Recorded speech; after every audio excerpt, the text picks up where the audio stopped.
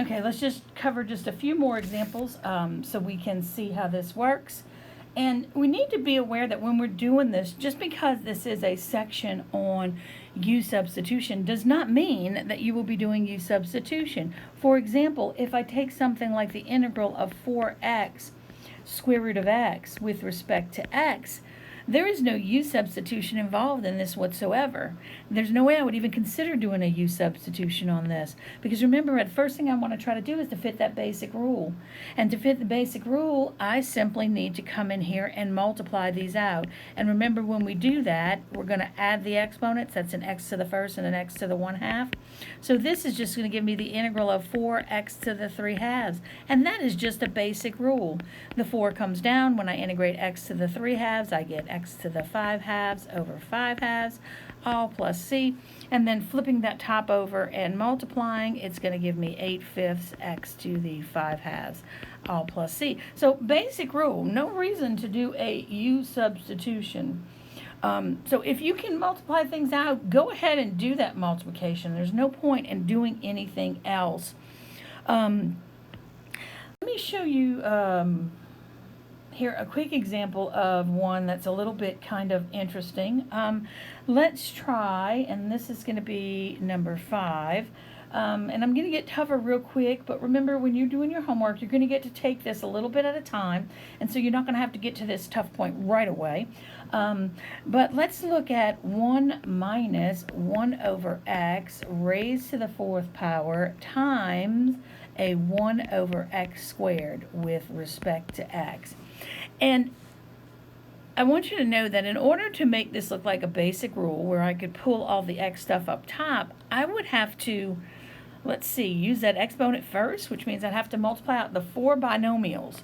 1 minus 1 over x, I'd have to do that 4 times and then distribute the 1 over x squared through that. And that's an awful lot of work in this. So let's see if we can't find an easier way to do this by using a U-substitution.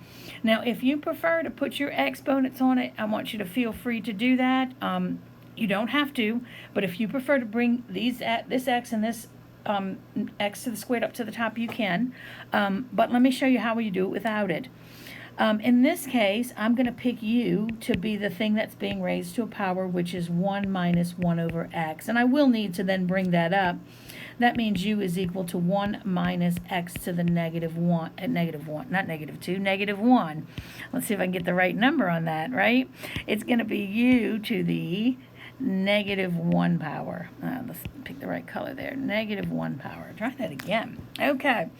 And so when I find that derivative, the derivative of 1 is 0. The negative in the middle comes down. And when I take the derivative of x to the minus 1, I get minus 1 x to the minus 2, which is actually a positive 1 over x squared. So now let's look back up and see what it is we have. This whole piece here looks like a u raised to the 4th power. Just as you see it, because remember how we defined u. We defined our u prime to be the entire 1 over x squared, so this becomes my u prime. And when I integrate u to the 4th times u prime, of course, I'm going to get 1/5 u to the 5th plus c, and then putting back in my u, I'm going to get a 1/5 times my u, which is 1 minus 1 over x raised to the 5th power, all plus c. And here's the important thing that I wanted us to get out of this. Anytime when I pick a u and I see that as part of that u, I have an exponent of less than 1, and that's less than 1. Negative 1 is less than 1. 1/2 is less than 1. 1/3 is less than 1.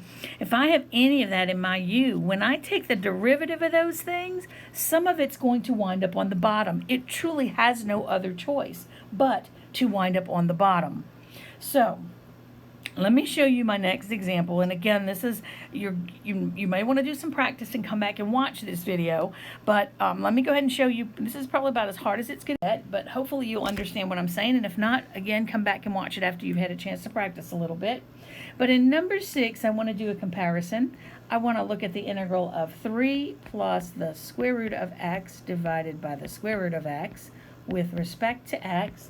versus the integral of 3 plus the square root of x raised to the 7th power divided by the square root of x with respect to x. And these look very similar, but they're indeed quite different. This first one sitting here is a basic rule, and I'm going to explain to you why that is, whereas the second one here represents a U-substitution. Now let's look at why that would be the case. Well, remember the things we can do to make something fit a basic rule. I'm looking at the one on the left now. We can split the fraction. That's one of the things that we're allowed to do. So when I see this, the first thing I think is that I'm going to come in here and rewrite this as 3 over the square root of x plus the square root of x over the square root of x with respect to x. And then cleaning that up and bringing everything up to the top, I simply get 3 x to the negative 1/2, sorry, that's going to be underneath my integral, plus 1 with respect to x. And these are just two pieces that are basic integration rules.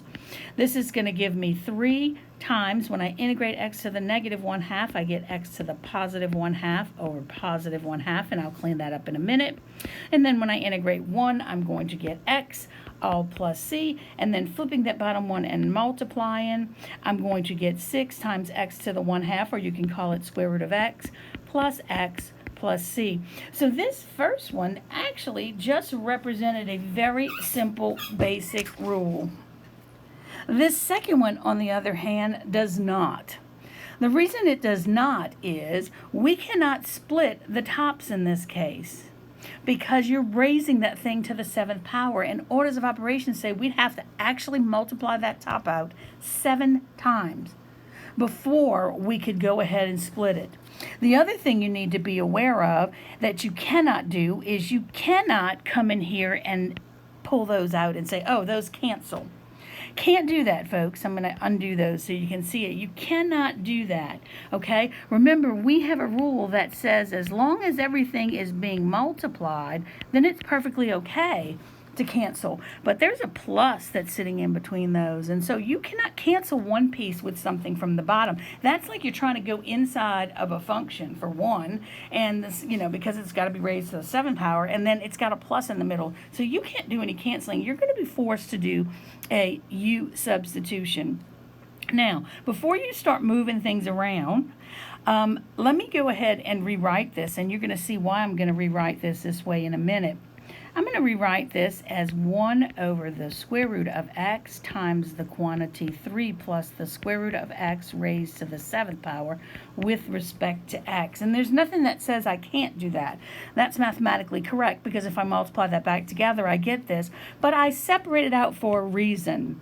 Because if I look at this, my choice of u is going to be 3 plus the square root of x, which is x to the 1/2. And remember, if the power on the x in here is less than 1, I guarantee you that the u prime is going to have something in the bottom of a fraction, and we'll see that when we take the derivative of this, we do indeed get that. The 1/2 comes down in front, and then we take x and raise it to the 1/2 minus 1, or negative 1/2 power. And so I get 1 over 2 square root of x. And that, folks, becomes my u prime.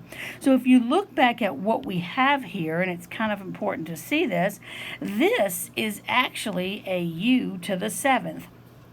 That is, this entire thing here is the u, can you see that, raised to the 7th power.